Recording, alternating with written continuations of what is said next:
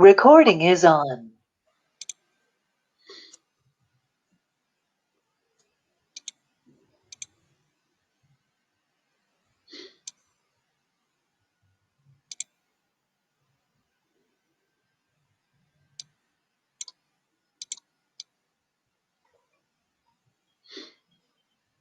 Bueno, arrancamos. Esta es la cátedra o materia de cartografía digital a la cual se han matriculado para el cursado virtual. Y bueno, esta es la primera clase introductoria a la materia, para la cual voy a empezar por explicarles un poquito las pautas de cursado. Las mismas las tienen por escrito en la plataforma de eFitch, con la cual se han matriculado y con la cual ya tienen que haber tenido algún contacto. Nos vamos a manejar en la comunicación escrita en esa plataforma, tanto sea para consultas cuando deseen hacerlas, como para el cursado durante todo este periodo que nos toca. Junto con la ingeniera Samantha Bach y yo, que me llamo Ángel Calegaris, vamos a estar a cargo de este cursado. Y vuelvo a repetirlo, entonces la comunicación formal va a ser mediante el sitio, la plataforma de eFitch de Cartografía Digital 2021, que es lo que nos atañe. Tienen explicado, como ya les dije, en ese mismo sitio, en la página principal, cuáles son las condiciones de la materia, pero se las voy a repasar un poquito. Primero, en lo que respecta a contenidos. La materia está dividida en 4 temas, donde la intención es que ustedes consigan desarrollar cartografía en una computadora, utilizando los recursos que nosotros les vamos a dar. Desde un principio les aclaro que esos recursos son un poco, podríamos decir, viejos, arcaicos, pero tienen su justificación. Muchas veces hemos recibido críticas al respecto por usar programas tan viejos, pero la explicación de lo mismo está dado en el hecho de que nosotros intentamos un aprendizaje conceptual de los temas que estamos viendo, aparte de, por supuesto, del tema práctico, porque la materia es netamente práctica. Esos temas son 4. En el tema 1 vamos a hablar sobre imágenes cartográficas, donde vamos a hablar de imágenes tanto del tipo raster, ya vamos a ver qué significa para quien no lo conoce, y imágenes del tipo vectorial en el mismo sentido. O sea que son los dos tipos de sistemas que vamos a utilizar gráficos para el desarrollo de la materia. Y por supuesto que son los tecnológicamente disponibles al momento. El tema 1, como ya les he dicho, entonces va a hablar de imágenes cartográficas, raster y vectorial, y va a tener una introducción también de lo que es percepción visual, tema bastante importante por el hecho que nosotros estamos trabajando con cartografía, con mapas, cuya interpretación fundamentalmente es visual, y allí vamos a aprender cómo administrar, cómo manejar color, cómo administrar las imágenes también, en definitiva, y bueno, toda la temática respectiva a lo que significa generar cartografía en una computadora, y el por qué y cómo están conformados esos archivos, esas imágenes, en definitiva, que es lo que vamos a utilizar, vamos a manejar y vamos a tener como resultado también. El segundo tema está referido a digitalización, que está involucrado en cómo hacemos para transformar cosas que no están en formato adaptable a una computadora y en el sentido inverso también, o sea, cómo hacer que algo que tenemos en la computadora transformarlo en un archivo analógico. Ya vamos a ver qué significa y cómo tratar esa información, tanto visual como también factible de ser usada para cálculo, para un montón de otros menesteres. No sé si ustedes habrán escuchado, pero en la carrera que están llevando a cabo, tienen que haber sentido en algún momento de lo que son sistemas de información geográficos que están basados fundamentalmente en información gráfica, y esa información gráfica siempre resulta ser una cartografía. Y por supuesto, para que sea un sistema de información geográfico, los famosos SIG, es necesario contar con esa cartografía. Esas herramientas son las que nosotros intentamos que ustedes aprendan en el cursado. Ese sería el segundo tema.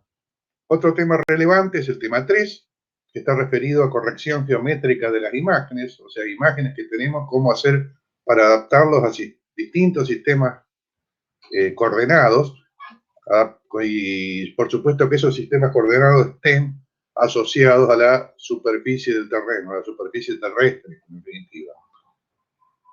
Y por último, el tema 4 está referido a lo que son modelos digitales del terreno, un tema quizás no tan relevante, pero sí muy importante a la hora de generar cartografía y sobre todo emplearla para el cálculo de determinadas cosas.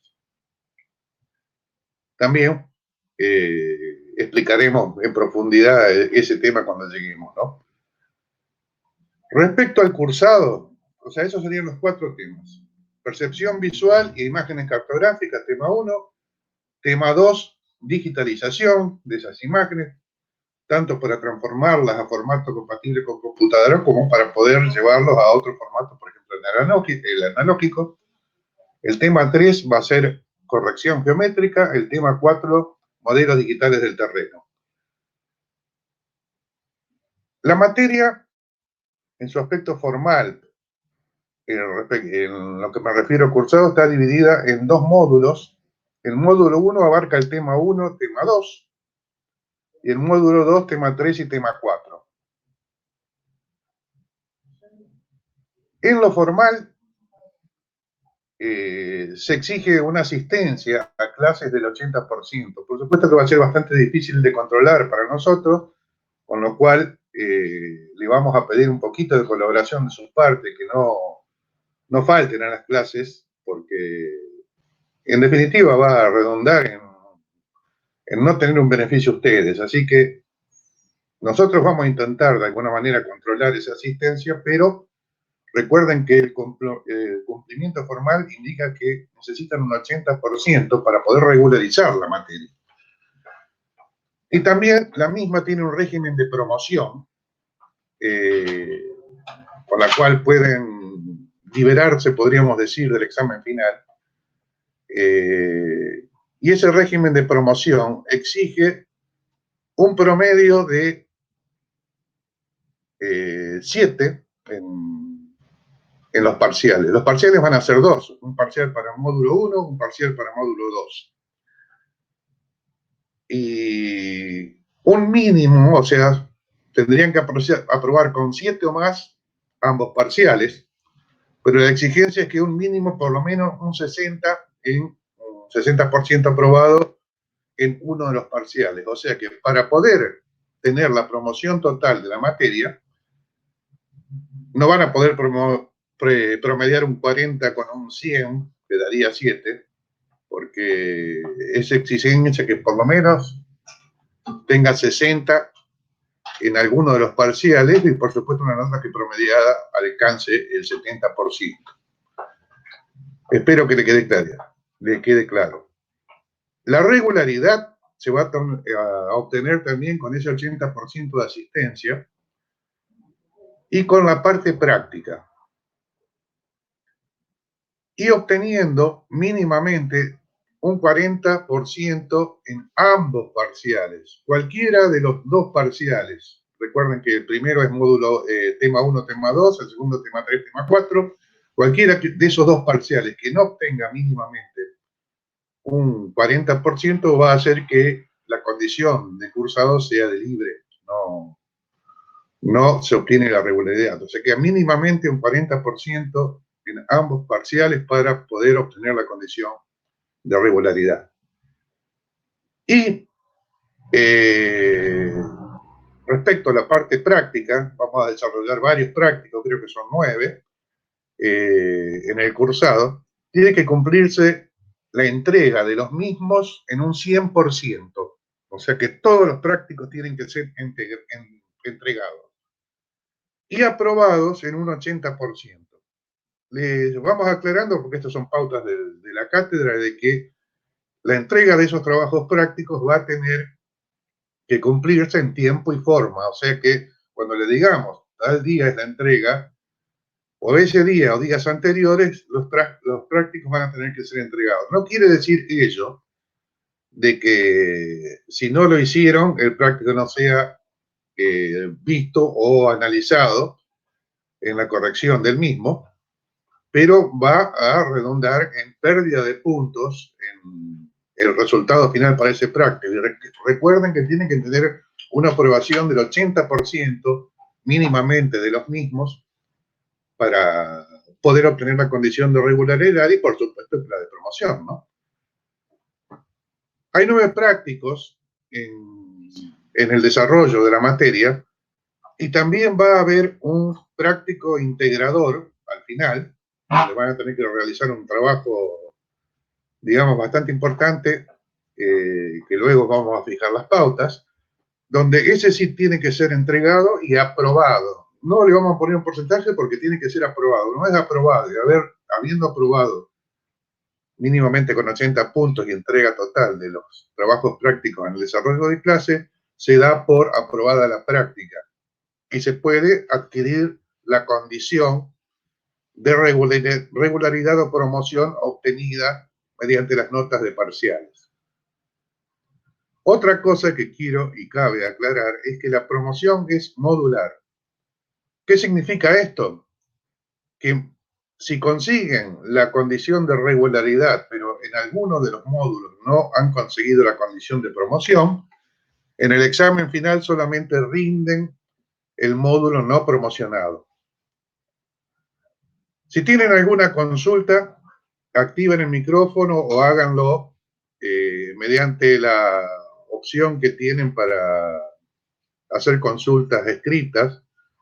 En la parte inferior, este sistema de Jitsi es muy parecido de Zoom. En la parte inferior, si desplazan el mouse, les aparecen una serie de opciones donde pueden activar, desactivar micrófono y cámara, pueden compartir pantalla en el caso de que necesiten mostrar algo para consultas, que seguro va a haber en el futuro, y inmediatamente al lado tienen la opción de chat para poder comunicarse mediante escrito. Bien. Hola, profe, te consulto. Si vos promocionás una parte y la otra parte quedás libre, ¿solamente rendirías la parte que estás libre o en ese caso tendrías que rendir toda la materia? En el caso de que un módulo no tenga nota de mínimamente regularidad, o sea, un 40% para arriba, quedás libre, rendís toda la materia. En el caso de que tengas un 40 para arriba, pero no alcance la nota de promoción para ese módulo y el otro módulo sí, rendís solamente el módulo no promocionado. ¿Se comprende? Les recuerdo que la nota mínima para promoción es 70, o sea que si sacan un 40 y 60, van a tener que rendir toda la materia. De todas maneras, les comunico que, como en toda materia de esta facultad y todas, es mucho más difícil un examen libre que un examen regular. El examen, en nuestro caso, el examen libre, requiere de una requisitoria nuestra hacia ustedes de una teoría un poco más profunda de lo que pedimos para los regulares. ¿Está contestado?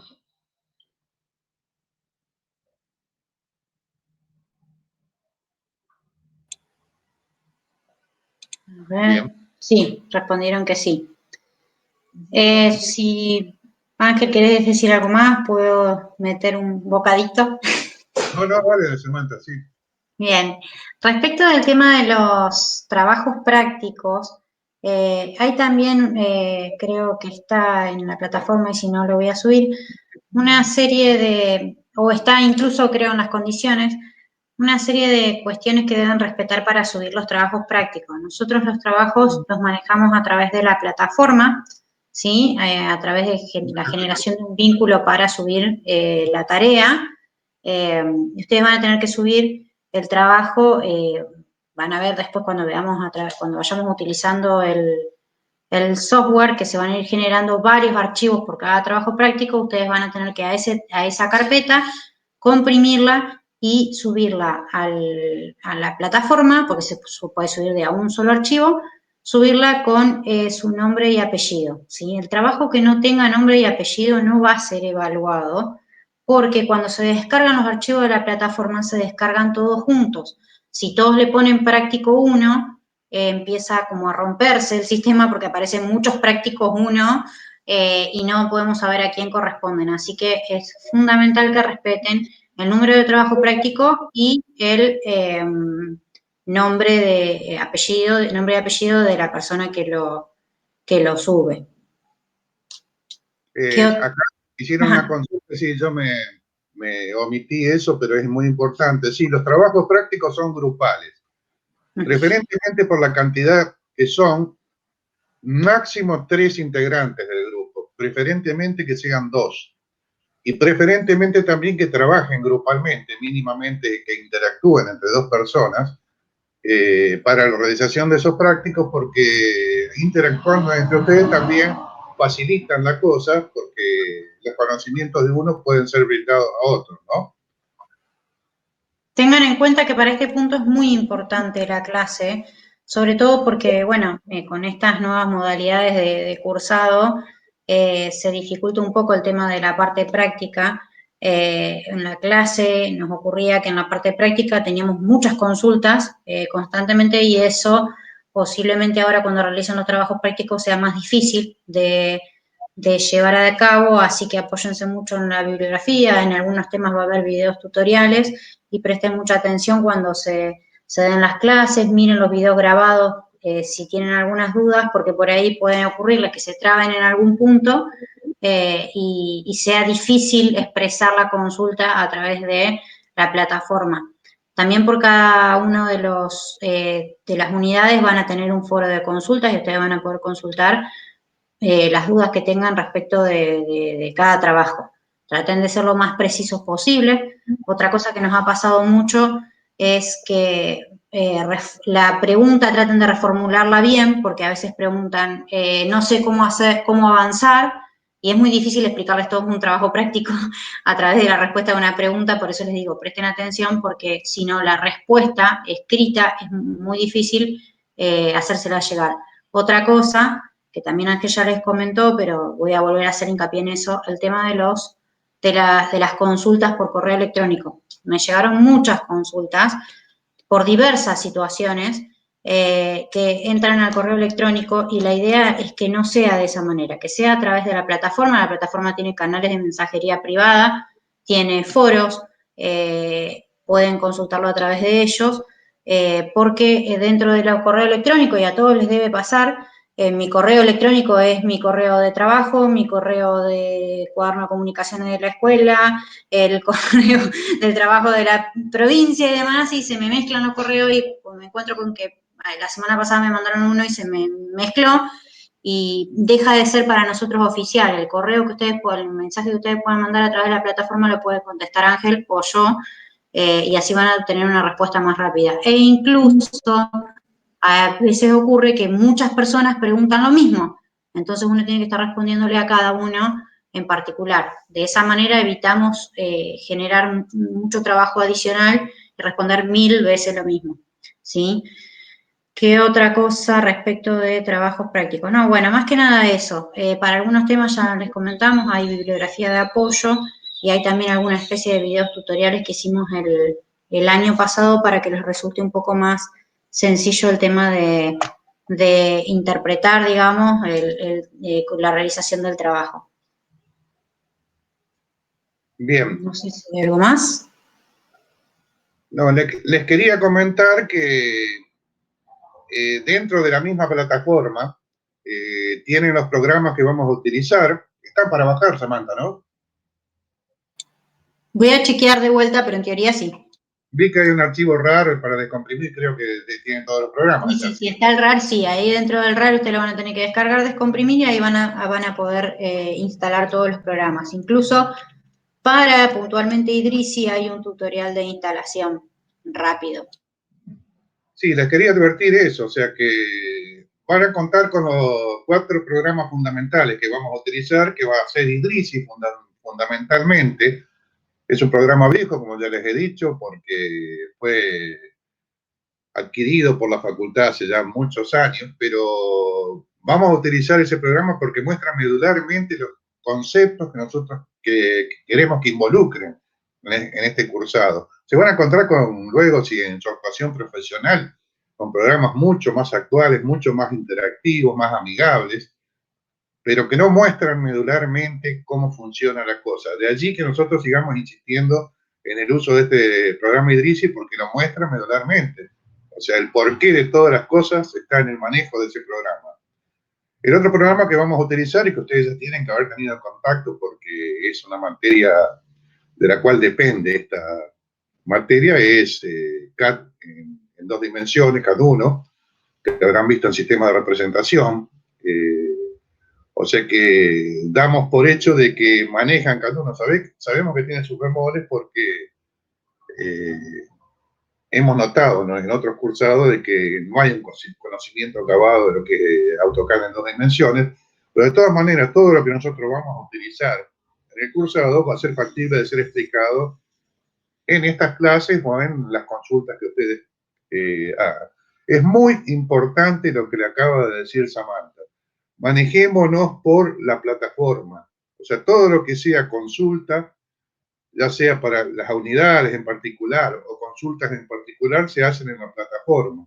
Cualquier consulta ajena al contenido de la materia lo pueden hacer en avisos, y después tenemos foro de consulta para cada uno de los temas, donde allí ustedes van a tener que involucrar sus inquietudes, y piénsenlo también en función de lo que dijo Samantha, que es muy importante. Las respuestas dadas a uno pueden servir para todos los otros integrantes porque todos van a tener acceso a esas respuestas.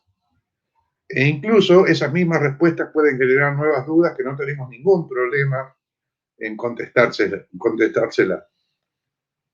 Bien, Samantha, ¿te queda algo más? Sí, acá estoy viendo que uno de los alumnos pregunta, Joshua, dice, yo tengo AutoCAD 2018, pero lo puedo guardar los trabajos en la versión 2000. Sí, vas a tener que guardar los trabajos en la versión 2000. No es necesario que instales el AutoCAD 2000, posiblemente hasta tengas problemas si instales el AutoCAD 2000. Puede ser, en algunos casos he escuchado en otros años que se les produce una serie de inconvenientes por la instalación de varias versiones de AutoCAD. No lo instalen, van a poder trabajar con el AutoCAD 2018, la licencia. Nosotros trabajamos con los AutoCAD en versiones más viejas normalmente porque están asociados a las licencias que tiene la facultad pagas, y además también por la cuestión del Idrisi, ¿sí? No se olviden siempre de guardar los archivos. Vamos a trabajar después con formato de XF, ya lo vamos a ver. No se olviden de guardar en versiones anteriores. Otra cosa que les iba a decir y se me acaba de borrar era, ya me voy a acordar. Ya me acordé. El tema de que los...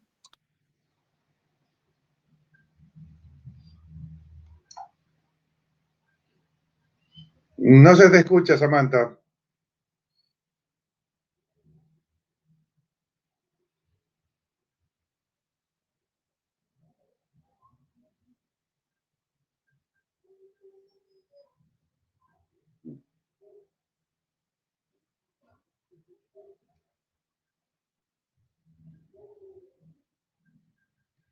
A tu pregunta, Joshua, no, disculpa, quizás se le escapó a Samantha, pero los archivos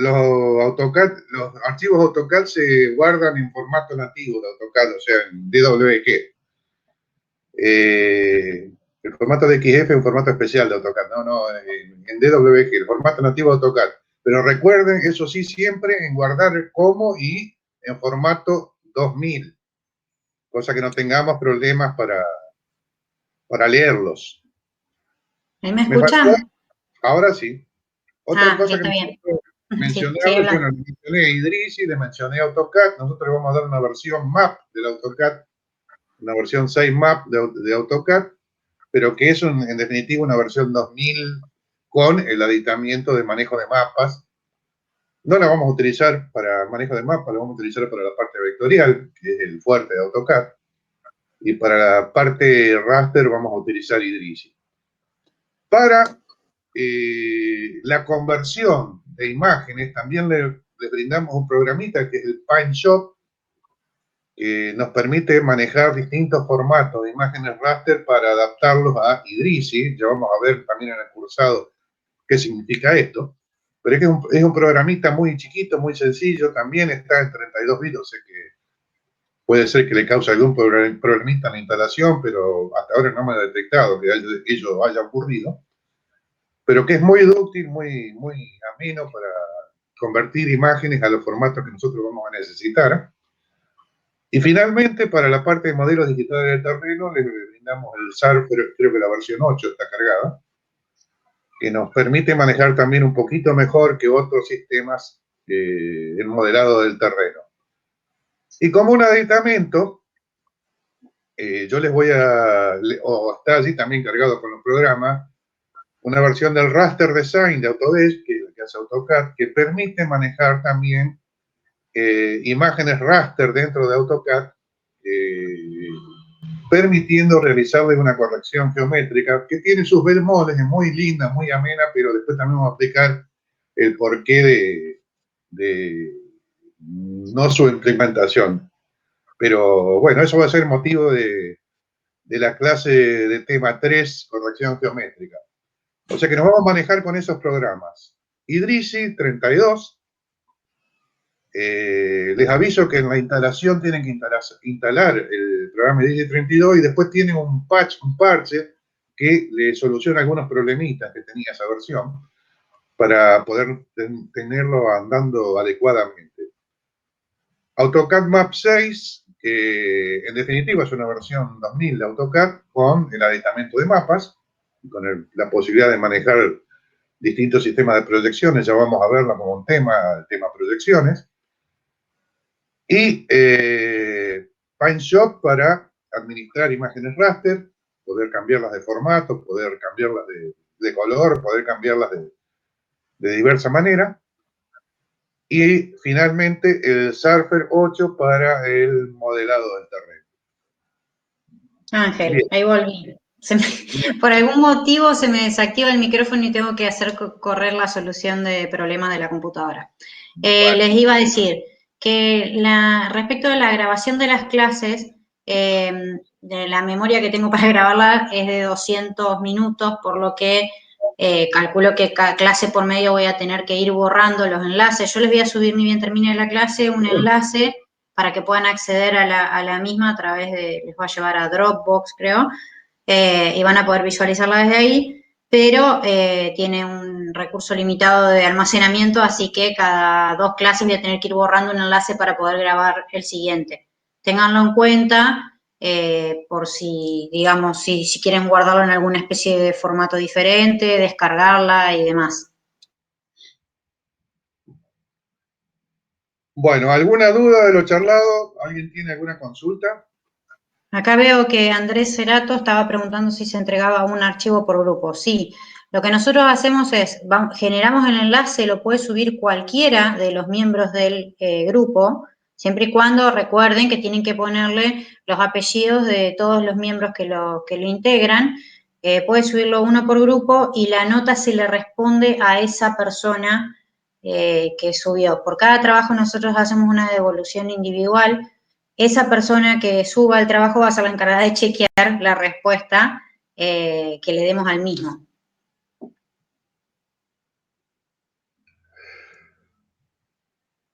¿Alguna otra duda?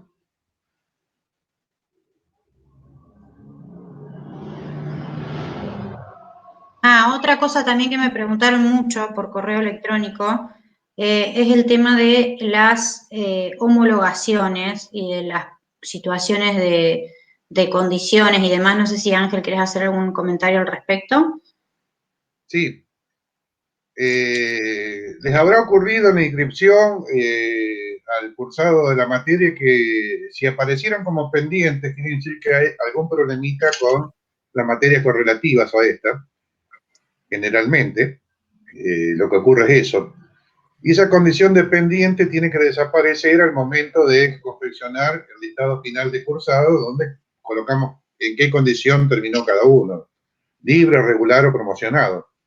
En el caso de que no aparezcan en el listado final de cursado, que ya lo hace el alumnado, no depende de nosotros, el cursado no es válido. O sea que los que estén homologando materias, manténganos al tanto de lo mismo y al final de cursado, comuníquense con nosotros para si realmente obtuvieron la condición de poder haber cursado la materia. Para ello, sé que se tolera hasta casi fin de cuatrimestre obtener las homologaciones. O sea que síganla, por favor les pido, molesten al alumnado, pidan las homologaciones para que esa condición de pendiente pase a ser a una de cursado normal, cosa de que la nota final obtenida no obtenga ningún tipo de problema. Le hemos encontrado soluciones a esos casos, porque son casos especiales. Han cursado la materia, por ejemplo, en ingeniería y por ende la pueden homologar. Y ha ocurrido de que ha terminado el cuatrimestre y todavía la homologación no salió. En esos casos nosotros revisamos y mediante Secretaría Académica vemos cómo es realmente la condición. Si fue una condición de ese tipo, bueno, intentamos darle una solución, pero todo resulta ser muy problemático y lleva tiempo, cosa que a ustedes creo que no les sobra. Así que síganlo al tema si están intentando homologar alguna de las materias correlativas y todavía no le ha salido esa homologación, e intenten solucionarlo antes de que termine el cuatrimestre, cosa de que no nos encontremos con ese problema al final. ¿Les queda claro? Otra cosa, perdón, respecto de ese tema, les pido que lo dejen asentado, si es posible, a través de del foro de avisos o del foro de los comentarios de la materia, en algún lado relacionado con la plataforma, porque también pasa que por ahí escriben a principio de año un correo y después nos dicen en mayo, yo les había avisado y es imposible para nosotros recordar lo que nos habían avisado, en cambio uno lo tiene en la plataforma y puede buscarlo más rápidamente. Así que por eso es importante también que respeten el medio de comunicación de la plataforma para que nosotros, si tenemos alguna duda sobre alguna situación particular, podamos canalizar la respuesta a través de ese medio y también para, no solo para ustedes tenerlo formalizado, por decirlo de alguna manera, sino también para que nosotros podamos recordarlo en su debido momento. ¿Hay alguien que quiera hablar? Santiago. Buenas, ¿qué tal? Sobre, Sí. mencionaron ahí el Idrisi, que estaba el tutorial. ¿Qué tal? ¿Cómo va? Perdón. La consulta era si los otros programas va a haber un instructivo o los instalamos, o sea, o es más fácil la instalación. No. Los otros. Les comento la problemática.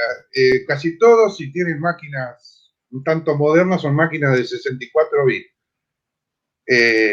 Para los que no sepan de informática, los sistemas de 64 bits son sistemas viejos. Así que... De 32. Los de 32, exactamente. Así que tengo un problemita, Samantha. ¿Podés comentarlo al respecto vos? Sí, lo que les quiero comentar, Ángel, es que la mayoría de los programas funcionan, digamos, bien y van a poder instalarlos porque la misma instalación los va guiando en el proceso. Pero el Idrisi, que es un programa bastante viejo, digamos, cuando se creó estaba implementado por lo general los sistemas operativos de 32 bits y para poder hacer instalaciones en 64 requería algún pasito adicional y por eso nosotros armamos un tutorial. Pero los otros programas no van a necesitar nada, lo van a poder ir haciendo, digamos, siguiendo los pasos que les va dando el mismo instalador.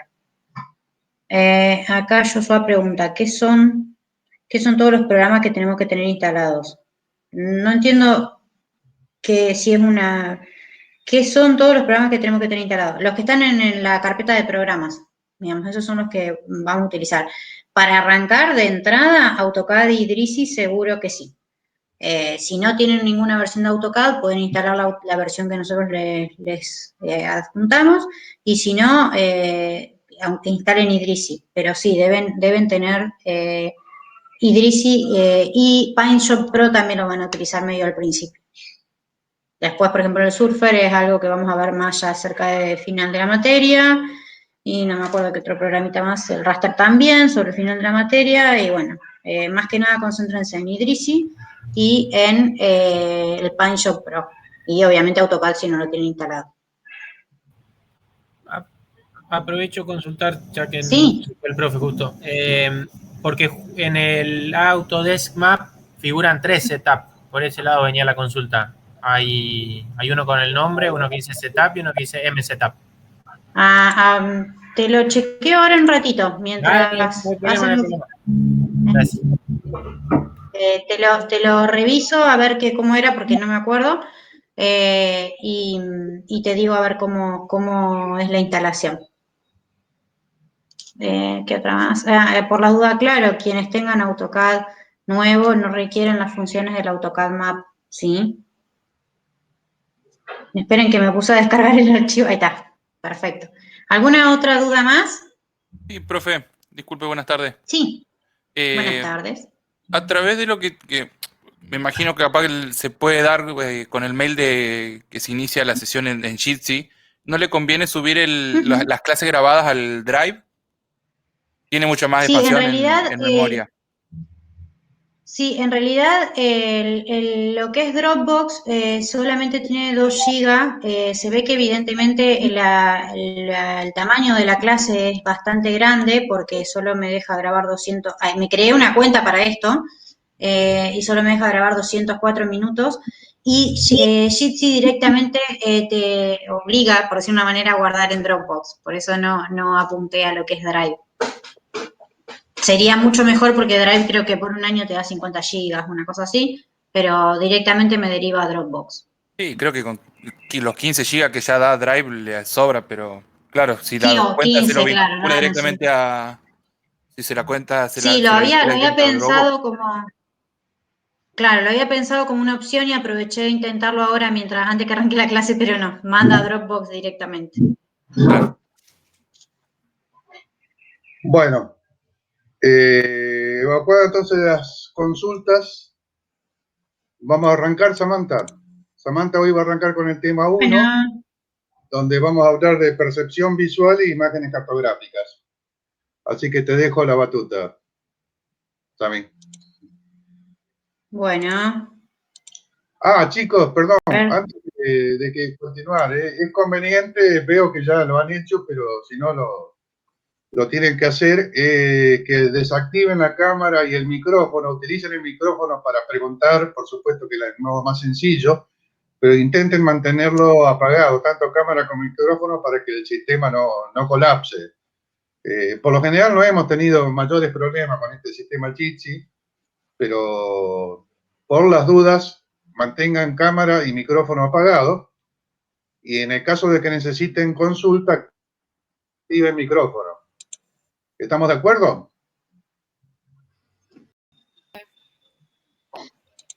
Pregunto, ¿ven la pantalla? Sí. Sí, profe. Bien, es pantalla negra, no van a ver mucho más que eso. Bueno, como les había comentado Ángel, al principio, el tema que vamos a ver, el primer tema, tiene que ver con, principios básicos de imágenes cartográficas, y está asociado, esperen que lo voy a sacar porque está, y está asociado a una serie de temas o de cuestiones teóricas que necesitamos para entender, para poder ir avanzando en cuestiones teóricas y prácticas de la materia, ¿sí? Para empezar, a mí me gusta mucho trabajar con imágenes para que puedan tratar de sacar un poco de lo abstracto que puede ser un concepto y poder llevarlos a lo cotidiano. No sé si llegan a ver esta imagen.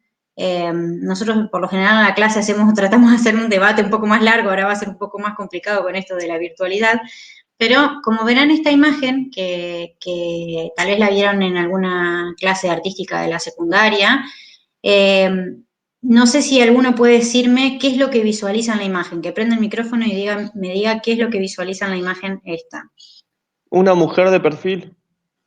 ¿Alguien ve otra cosa? Una señora narigona. Sí, bien, bien. Esta imagen tiene esa idea, ¿sí? Cumple esa idea, que es la idea de que uno puede visualizar una cosa u otra o varias, ¿sí? Y tiene que ver con esto que plantea el apunte en sus primeras páginas y que vamos a utilizar como concepto, digamos, importante en la materia, que es la percepción visual, ¿sí? No todos, vamos a partir de la premisa de que no todos vemos lo mismo, ¿sí? Porque no todos percibimos lo mismo y en base a eso vamos a desarrollar la teoría. Hay otra imagen que no sé si ustedes se acuerdan, porque ya no sé qué edad tenían, pero en mi época de estudiante se volvió bastante viral, que era esta imagen del vestido. No sé si alguno lo llegó a ver, se llegó a salir hasta en los noticieros. No sé si alguno la ve y me puede decir de qué color ve el vestido. Dorado. Blanco y dorado. Azul y negro. Efectivamente, ese es el problema del vestido. Este vestido tiene la misma, digamos, el mismo problema de ambigüedad que tenemos en la imagen anterior, ¿sí? Algunos lo ven dorado y blanco y otros lo ven azul y negro. Yo siempre lo vi azul y negro, jamás pude verlo dorado y blanco. Pero ¿por qué ocurre que algunos lo vemos de una manera y otros de otra? Tiene que ver con este concepto de lo que es la percepción visual, ¿sí? Que es un concepto teórico y que con estas imágenes tratamos de llevarlo a lo, digamos, a lo cotidiano.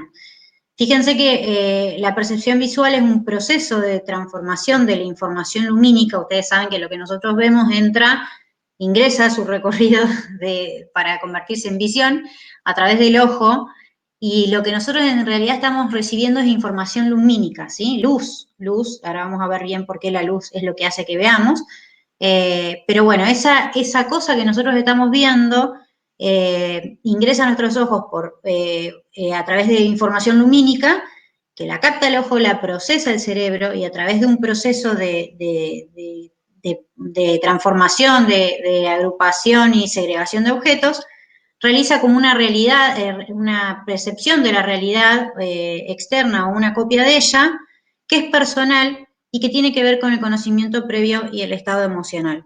Así parecen un montón de palabras, pero técnicamente lo que nos está diciendo es que la información que entra a través de nuestros ojos la procesa el cerebro. O sea que ahí tenemos un primer paso para convertir en algo relativamente subjetivo, ¿sí?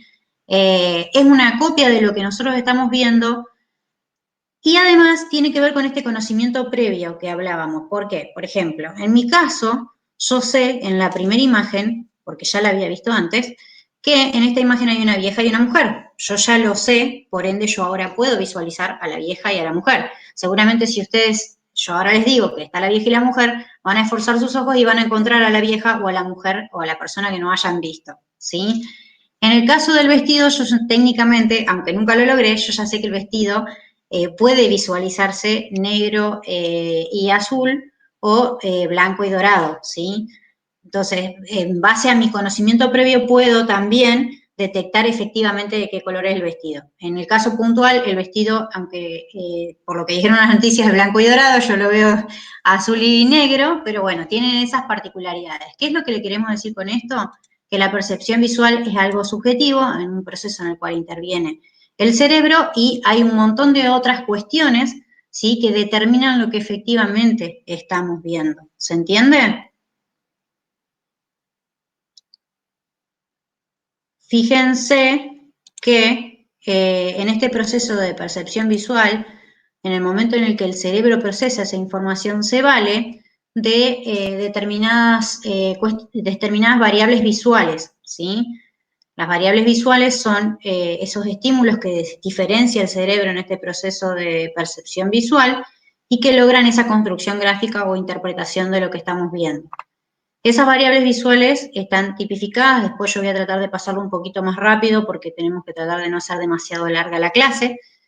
Aprovecho para contarles que nosotros en condiciones normales no pandémicas la clase es bastante larga y bueno, ahora hay que llevarla a lo más reducido posible, así que hay determinados conceptos que no vamos a desarrollar, si son muy teóricos y se pueden leer, no los vamos a desarrollar tan detalladamente como quisiéramos por, bueno, estas cuestiones. Pero bueno, en definitiva, las variables visuales pueden ser la forma, el tamaño del objeto que miramos, el color, con la matriz, la saturación y el brillo, son todas definiciones que van a poder encontrar después bien detalladas en el apunte, la textura, la orientación espacial y las dimensiones. Aprovecho ahora para cortar un poquito y preguntarles si leyeron algo. ¿Puede alguien activar el micrófono y responder? Sí, profe. No, profe. Sí, profe. Sí. Bien. Es rarísimo esto de no ver a nadie, pero... Bien, entonces, como les decía, el cerebro se vale de estas variables visuales para poder establecer ese proceso de construcción gráfica e interpretación de lo que en sí estamos viendo. Como les dije al principio, el cerebro procesa la información lumínica que entra a través de nuestros ojos para convertirlo en la visión, ¿sí? Esa información lumínica es efectivamente producida por la luz, ¿no? Fíjense que si uno ve porque hay luz, si no hay luz no ve. Si uno apaga la luz y se queda en un cuarto sin ningún tipo de fuente de luz, se va a chocar seguramente una mesa, una silla. O sea, los objetos no los ves porque no hay luz. Entonces, condición fundamental para poder ver que se produzca todo este proceso es que haya luz. Técnicamente la luz es un fenómeno físico que permite a los objetos hacerse visibles, ¿sí? Dentro de esta definición de luz y dentro de la conceptualidad podemos encontrar una leve clasificación de cuerpos, ¿sí? Que son aquellos que emiten luz y aquellos que reciben luz, ¿sí? O sea, los cuerpos luminosos y los iluminados.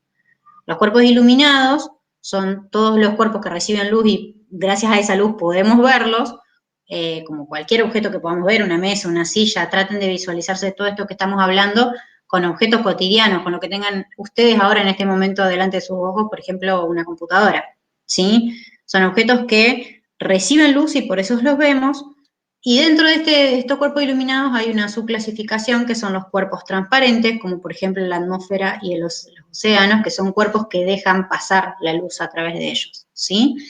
Y también existen lo que son los cuerpos luminosos, como por ejemplo el Sol, que son aquellos que emiten luz, las estrellas, el Sol, etc. Cualquier fuente de luz. Bien, físicamente, y en esto no vamos a hacer un desarrollo muy largo porque es bastante complejo y se nos va la clase, pero físicamente la luz es un tipo de radiación electromagnética, ¿sí? Algo supongo que deben haber visto de campos eléctricos y magnéticos, no mucho en el secundario, pero técnicamente lo que representa la luz como radiación electromagnética son campos eléctricos y magnéticos que están perpendiculares entre sí. ¿Qué es lo importante para nosotros entender de esto? Que la luz es radiación electromagnética y que se transmite a través de ondas, ¿sí? Electromagnéticas que se describen a través de determinados parámetros, ¿sí? Que son importantes entender y ahora vamos a ver por qué.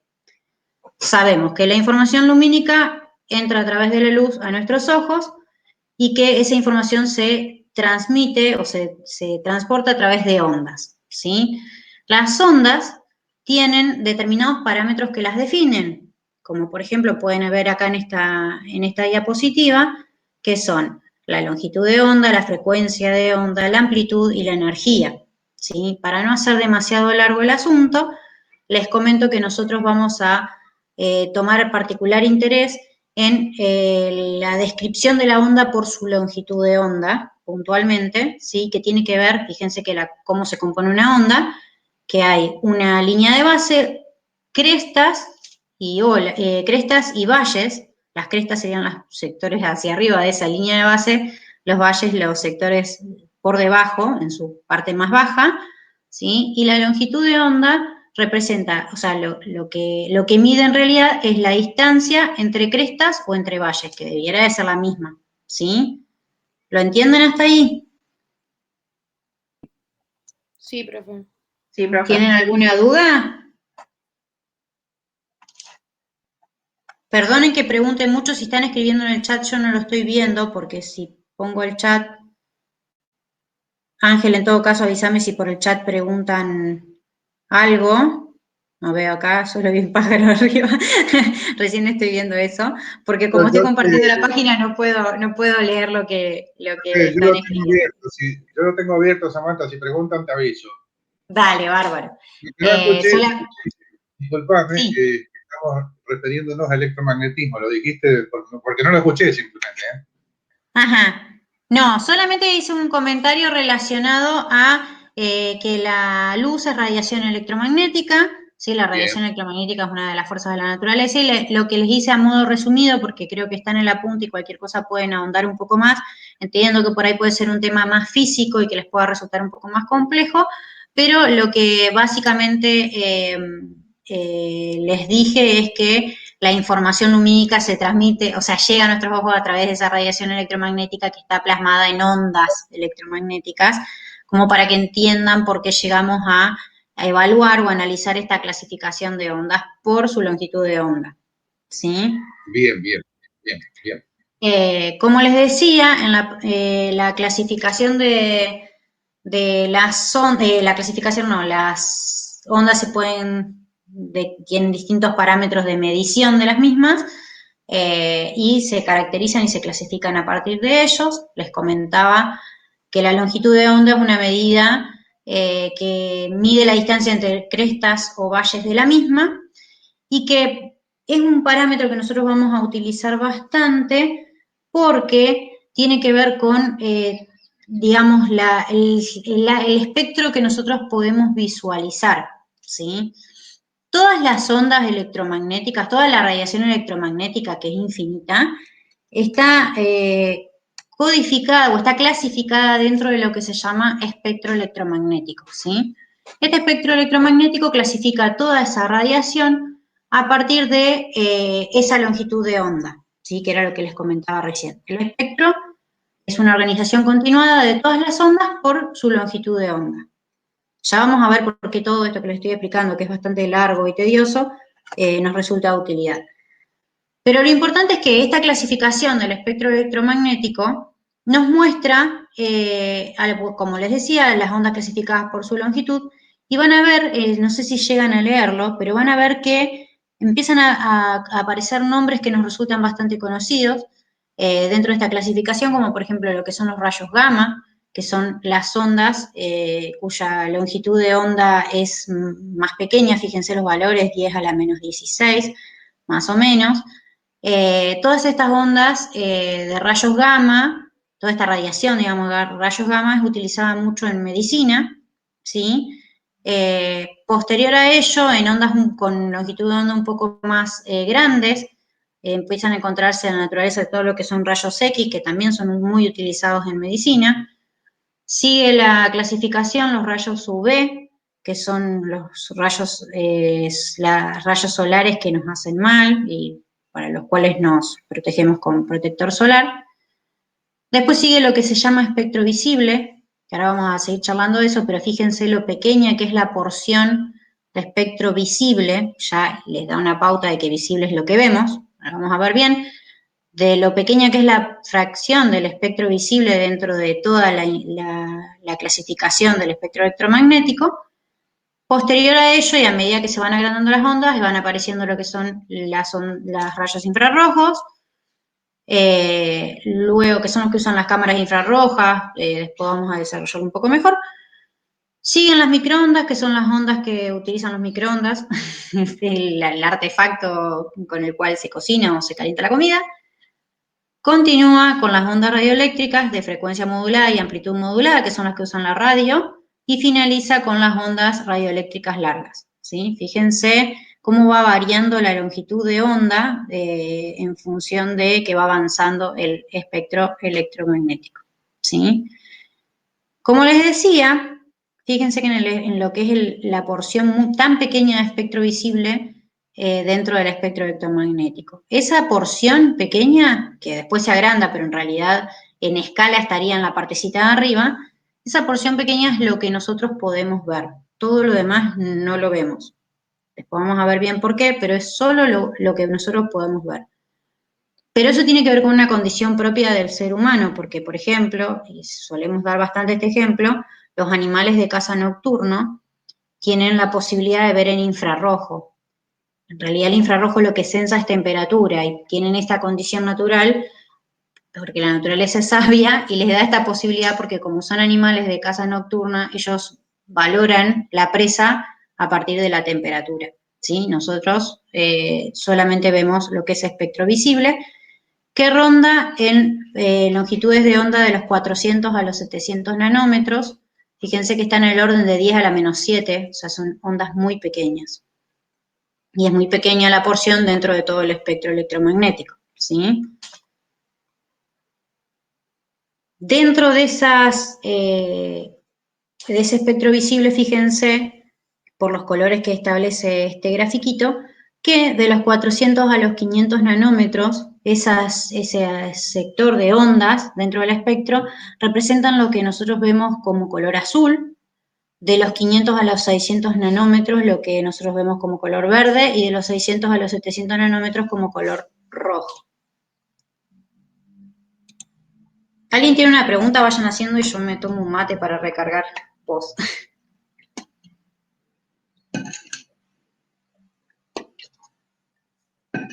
Bien.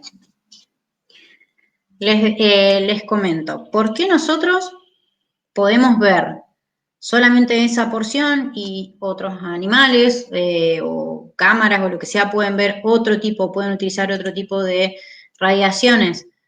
Para poder entender por qué solo vemos nosotros, tenemos que pensar en cómo funciona nuestro cuerpo, puntualmente nuestros órganos asociados a la visión, ¿sí? Y para eso tenemos que ver cómo está compuesto este sistema de visión que tiene el ser humano.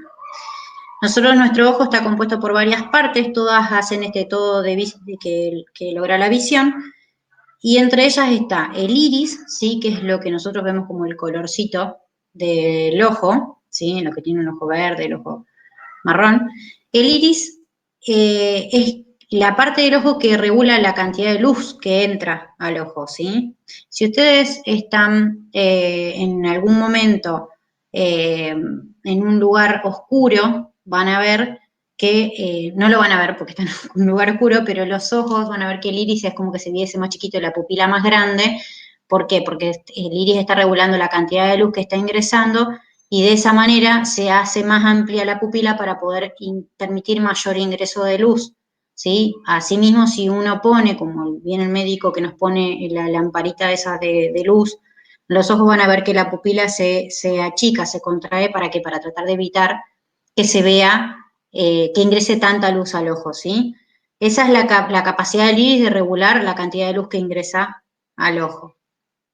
Otra parte del cuerpo, otra parte del ojo que es de vital importancia para este proceso de la visión es el cristalino.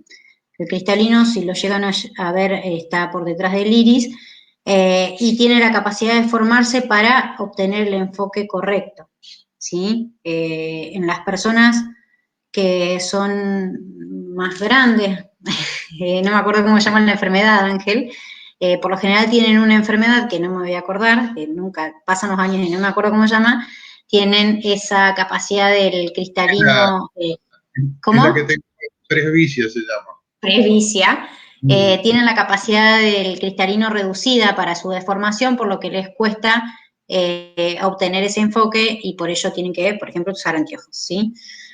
Pero bueno, tiene esa capacidad de formarse para poder enfocar los objetos. Ustedes piensen que uno, cuando mira, nosotros lo hacemos obviamente, ya es algo inherente del cuerpo y es una acción involuntaria, pero cuando uno mira, uno siempre puede enfocar su ojo, por ejemplo, en este momento a la computadora, pero yo en mi caso en la mesa tengo un montón de objetos que podrían estar en un mismo nivel de importancia, ¿sí? Pero digamos, el enfoque lo está realizando mi ojo hacia lo que es la computadora. Todo esto también trabaja el cristalino para que pueda lograrse, ¿sí?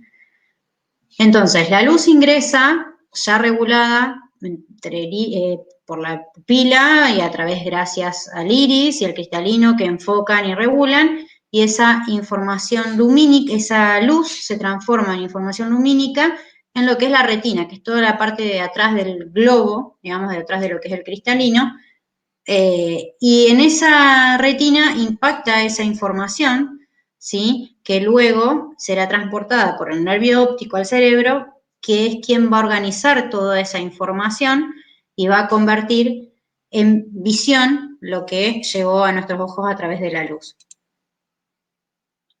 Fíjense que en la retina, esta imagen lo que les muestra es que en la retina, cuando uno mira un objeto en la retina, la información llega invertida y luego en el cerebro, que en este proceso de percepción visual corrige la posición de la imagen y resuelve algunas otras cuestiones que también están un poco más desarrolladas en el apunte, como resolver algún punto ciego de información y demás, ¿sí? Agrupar y segregar lo importante y demás cuestiones que se producen automáticamente en el proceso de percepción visual y que son en tiempo, nada, imperceptible. Esta imagen también nos hace ver algo importante, que tiene que ver con la forma en la que nosotros miramos. Porque fíjense, y esta imagen va a ayudar un poco más, fíjense que nosotros, o sea, todos los objetos que nosotros podemos ver, si yo tengo la mesa y al lado tengo un auto, el auto tiene un tamaño, la mesa tiene otro tamaño, el auto va a ser más grande que la mesa, y sin embargo, si yo el auto lo tengo a 100 metros, lo veo más pequeño. ¿Por qué ocurre eso? Eso ocurre por la propia proyección cónica con la que nosotros miramos, ¿sí? Si nosotros tuviésemos una visión plana, ¿sí? Si todos mirásemos en proyección plana, que ya deben saber más o menos lo que es, todos los objetos que nosotros miramos, independientemente de la distancia a la que se encuentren, tendrían su tamaño real, lo cual sería un caos poder interpretar en sí lo que vemos. Esa regulación, ese tamaño a partir de la distancia y demás está dado por este tipo de visión que nosotros tenemos, que es de proyección cónica. Y eso se produce precisamente por la deformación que genera, esperen que estoy buscando, a ver si no, por la deformación que genera precisamente el cristalino, ¿sí? El cristalino, que tiene forma de lente cóncava, es lo que nos produce que nosotros podamos ver en este tipo de proyección. Ustedes, alguno que esté, digamos, que se haya dado cuenta, van a ver que hay un artefacto electrónico que yo calculo que quien lo creó se inspiró en el ojo humano para confeccionarlo. No sé si alguien se da cuenta de qué estamos hablando. ¿Qué otra cosa existe en el mundo que tiene ese tipo de proyección y que funciona de la misma manera que un ojo? Exactamente, la cámara. Ahora ya es todo mucho más automatizado, pero en nuestra época, más en la de Ángel, pues yo soy muy joven, se usaba mucho la cámara de rollo, la cámara fotográfica analógica de rollo, y no sé si habrán tenido la oportunidad de verlo, que cuando la cámara tomaba la foto, además de que tiene esta visión cónica, cuando imprimía en el rollo, imprimía en negativo. Eso tiene que ver con que el funcionamiento de la cámara y el desarrollo de la cámara es exactamente igual que cómo funciona el ojo, y el negativo era técnicamente la retina y por eso las imágenes se veían invertidas, ¿sí? Después, en el momento de revelado, se corregía eso y se resolvía la imagen. También fíjense que las cámaras tienen lente y la lente también genera esa proyección cónica que simula la visión, o sea, que se llega a darnos una imagen igual que como nosotros la vemos. Hay una pregunta de un alumno que dice si la proyección es plana o ortogonal, una pregunta de Santiago. En realidad la proyección es recta, podríamos decir, no plana ortogonal cuando tenemos isometría, o sea, no hay deformación por la distancia. Pero nuestros ojos tienen el cristalino, que es una lente, y que hace que nosotros veamos de forma cónica, igual que, como dice bien Samantha, una cámara. Bien. ¿Listo? Ahora, fíjense que volviendo un poquito a lo que era el espectro electromagnético, yo les comentaba que la porción que se puede visualizar es muy pequeña, ¿sí? Y nunca les comenté por qué. Sí les dije que era por nuestra composición del ojo, pero no específicamente por qué. Y tiene que ver con lo que nosotros tenemos en la retina, ¿sí? Nosotros dentro de la retina, que es donde impacta se produce la primera transformación lumínica, en la retina contamos con células que son células fotosensibles, ¿sí? Que se llaman bastoncillos y conos, y que esas células lo que hacen es sensar o leer esa información lumínica, ¿sí? Y depende del tipo de célula, qué es específicamente lo que lee. En el caso de los bastoncillos o bastones, lo que sensa es la intensidad de los claros y oscuros, y en el caso de los conos, lo que están sensando son sensibles a un rango del espectro electromagnético, ¿sí? Hay 3 tipos de conos, los A, los B y los C.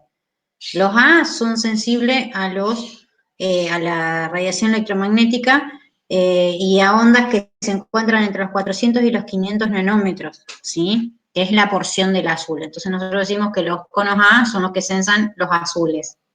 Los conos B son aquellos sensibles a las radiaciones de 500 a 600 nanómetros, que son las radiaciones del espectro del sector verde, y los conos del tipo C son aquellos que sensan del 600 al 700 nanómetros, ¿sí? Que son los del espectro en el sector rojo. Por eso nosotros vemos solamente esa fracción. Si tuviésemos unos conos de tipo D que fuesen sensibles al infrarrojo, posiblemente veríamos temperaturas, pero hasta ahí llegaron nuestras células y es todo lo que vamos a poder ver.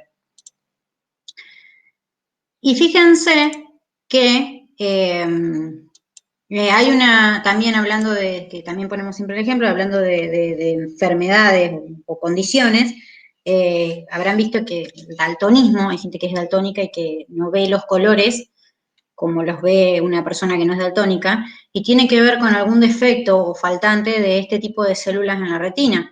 ¿Sí? Puede ser que tenga faltantes o daños en los conos de tipo A o en los conos de tipo B o en los de C, y por eso tenga variaciones en la visión, ¿sí? Y vea los colores de otra manera.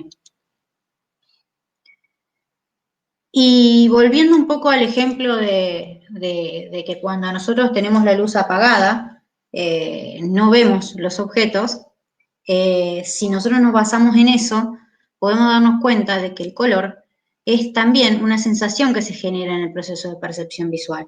Porque si el objeto fuese netamente rojo, yo apago la luz y lo vería rojo igual. También necesito de esa luz que refleja el objeto para poder determinar que es de ese color, ¿sí? El color no es inherente al objeto, ¿sí? Necesitamos de luz para poder percibir, digamos, el color. Y también, esto también está explicado de por qué explica el tema del daltonismo, porque como el color es algo que se produce también en el proceso de percepción visual, por eso algunos podemos ver algunas cosas de un color y otros de otra, ¿sí? Tengan en cuenta eso, que el color es una sensación que se genera en el proceso de percepción visual. Los objetos cuando reciben luz, ¿sí? Recuerden que son cuerpos iluminados, cuando reciben luz, parte de la luz la absorben, parte de la luz la refractan y otra parte la reflejan. Y esa luz reflejada es lo que nos da la sensación de color, ¿sí? Por ejemplo, el mouse que yo tengo acá, en este caso, que es rojo, lo que está haciendo este objeto al recibir la luz, lo que hace es absorber el color azul y el color verde y solamente reflejar el rojo, y por eso yo lo veo al mouse de color rojo, ¿sí? Y así con casi todos los objetos, con todos los objetos que puedan estar viendo en este momento.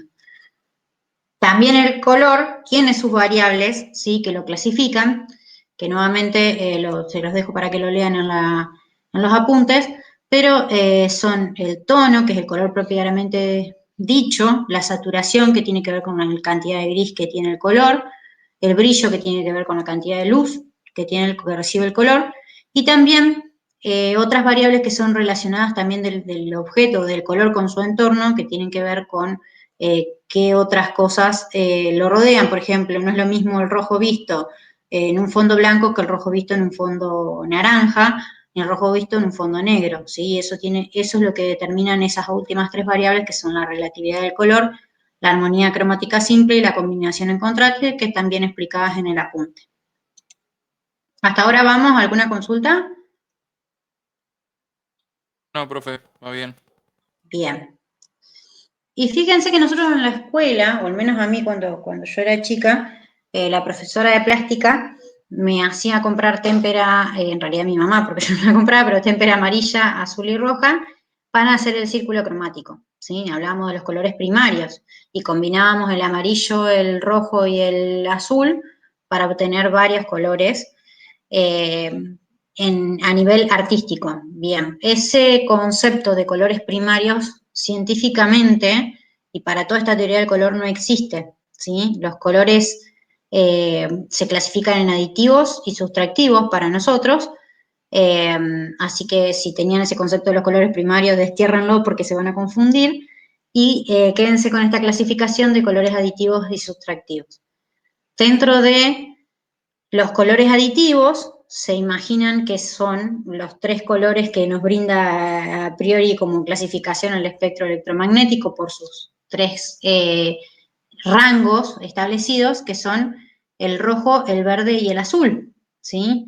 ¿Y por qué se llaman aditivos? Acá está como mezclado en la plataforma, en la diapositiva tendrían que ir al revés para que sea más interpretable. Pero ¿por qué esos 3 colores se llaman aditivos? Aditivo viene de adición, y tiene que ver con que esos 3 colores en su máxima intensidad, o sea, máxima intensidad para el rojo, máxima para el verde y máxima para el azul, obtienen presencia total de luz o color blanco, ¿sí? A máxima intensidad, los 3 nos brindan el blanco. Y como contrapartida, o sea, si ustedes, existen los colores sustractivos. Los colores sustractivos, como sabrán, sustraen, porque lo dice la misma palabra, y son esos colores que los 3 en su máxima intensidad generan lo que es el negro, ¿sí? Fíjense que si nosotros combinamos, volviendo y concéntrense en el cuadrito, en la segunda combinación de colores, fíjense que si nosotros combinamos rojo y verde obtenemos amarillo, que el amarillo es un color sustractivo, verde y azul que obtenemos el cian, que es un celeste, que es un color también sustractivo, y lo mismo ocurre con el rojo y el azul que generan el color magenta, que también es sustractivo. Esos 3 colores a máxima intensidad generan lo que es el negro. Por eso sus nombres. Y esa es la clasificación de colores en la cual nosotros vamos a basar en todo lo que es teoría del color. Fíjense, tal vez ustedes lo hayan escuchado nombrar, los sistemas RGB o ABR, que son utilizados para los monitores, ¿sí? Todo lo que es monitores, televisores, computadoras, utilizan ese sistema de combinación de colores para mostrarnos la imagen, ¿sí? Por eso tienen un fondo negro y sobre ese fondo proyectan estos 3 colores combinados de distintas maneras para poder conformar toda la gama de colores. Como contrapartida, ¿qué se les ocurre a ustedes? ¿Qué artefacto eléctrico hoy utiliza el otro sistema de colores que tiene que ver con los colores sustractivos? ¿Qué se les ocurre? ¿La impresora? Exactamente. ¿Y por qué la impresora? Yo en mi época, o sea, podía deducirlo rápidamente porque ahora se usa mucho el láser en blanco y negro, pero antes uno usaba las Epson o las HP y tenía que ir a comprar los cartuchos que incluso venían por separado. Venían en amarillo, en magenta o en cian y uno compraba el cartucho de ese color. Y si faltaba ese color podía imprimir igual, pero salía de cualquier color. Pero ¿por qué la impresora no usa RGB o ABR, que es lo mismo? RGB es Red, Green, Blue y ABR sería azul, verde, rojo. Porque la ¿Por qué? máxima intensidad se logra negro y con la otra Ajá, se logra blanco. claro, y específicamente tiene que ver con eso y es porque la impresora debe imprimirle color al blanco de la hoja, ¿sí? Si ustedes intentan imprimir blanco con una impresora convencional, imprimir blanco sobre un papel negro no lo van a lograr, porque la impresora no logra el blanco, porque tiene colores sustractivos, no tiene forma de llegar al blanco, ¿sí? Por eso, si uno tiene que imprimir algo sobre negro, tiene que hacerlo en alguna impresora especial. Pero sí, se utiliza en lo que son impresoras. ¿Hasta acá me van siguiendo? Sí, profe. Sí, profe. Aguárdenme 2 segunditos que voy a cerrar la puerta. Espérenme.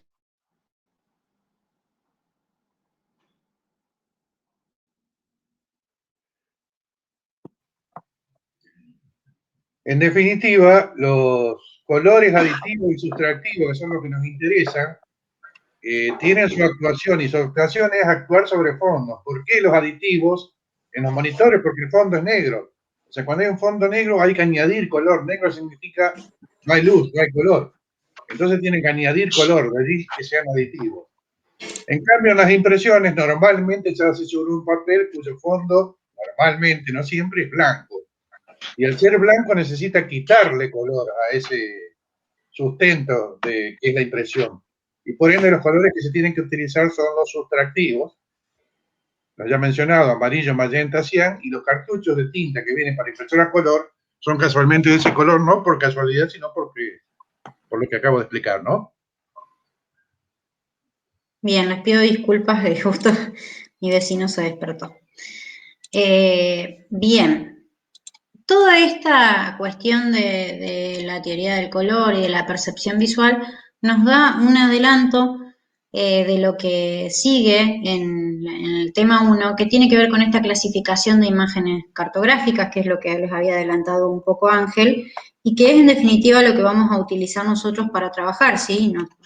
Nosotros en cartografía digital nos basamos mucho en lo que son imágenes, y dentro de esta cátedra vamos a trabajar sobre una clasificación de imágenes en dos tipos, en lo que son imágenes raster e imágenes vectoriales, ¿sí? Acá les voy a mostrar otra imagen que me parece que es un poco más visual y representativa de lo que se ve en la primera. Ahora las cámaras fotográficas tienen resoluciones impresionantes, pero hasta hace no mucho tiempo, uno si hacía zoom en una imagen cualquiera, en una foto, podía ver que se veían como cuadraditos. Nosotros decíamos que la imagen está pixelada, ¿sí? ¿Por qué? ¿Qué significa que esa imagen? Esa imagen está pixelada porque está compuesta de esa manera, ¿sí? Y eso en sí es una imagen raster, que es una imagen que se encuentra compuesta por una matriz de cuadraditos, ¿sí? Una matriz, o sea, tienen filas y columnas de cuadraditos, que en realidad son celdas, que se llaman píxeles, y por eso nosotros decíamos que la imagen estaba pixelada, ¿sí? Son imágenes que tienen forma rectangular, porque como está compuesta por varios cuadraditos, en filas y organizados en filas y columnas, tienen ese formato rectangular, pueden ser particularmente cuadradas, pero a priori son rectangulares, y pueden describirse por dos valores, ¿sí? O sea, uno puede dar dos datos de cada uno de los píxeles que componen esa imagen raster y definirla. Eso tiene que ver con la localización del píxel, que se localizan en filas y columnas. Si uno tuviese que dar la coordenada de un píxel, la da en número de filas y números de columna, y con un número digital asociado a ese píxel, que es lo que le da el color propiamente dicho, ¿sí? Eso en criollo, ahora lo vamos a ver un poco más detallado. Pero fíjense que en esta, no sé si lo llegan a ver, en esta imagen quiere representarse en la imagen de la derecha lo que sería la imagen en la realidad, y en la imagen de la izquierda quiere representarse o intenta visualizarse, voy a ver si lo puedo agrandar. Quiere tratar de detallarse esto que les comento, ¿sí? Fíjense que esta sería la estructura hecha en zoom de esta imagen. Tiene varios píxeles que están descritos, que uno podría identificarlos por filas y columnas, y un valor asociado que representa un color, en este caso 1, 2 o 3. A nivel informático sería esa la composición de esta imagen raster, ¿sí? ¿Se entiende? Entonces, en este gráfico lo que les muestro... Perfecto. Entonces, tengan en cuenta esto porque esto es un error bastante común y bastante penable por la cátedra, que es que digan que es una imagen, una matriz de puntos. Los puntos son adimensionales, no son puntitos, son celdas. Las celdas son, cuadrados, tienen dimensión, tienen una dimensión, y esa dimensión, es lo que, es parte propia de las imágenes raster. Si fuesen puntos serían adimensionales, uno lo podría definir a través de matriz de filas, no lo podría definir su coordenada o su ubicación a través de número de fila y columna, y no podría tampoco definir el tamaño de ese píxel. Cuando trabajemos con imágenes satelitales, que son imágenes raster, vamos a hablar bastante de resolución, tiene una resolución de 50 metros y demás. Está asociada esa resolución al tamaño del píxel, por eso hay que tener en cuenta que no son puntos, porque si fuese punto no podría tener resolución. Que eso es muy importante. Bien.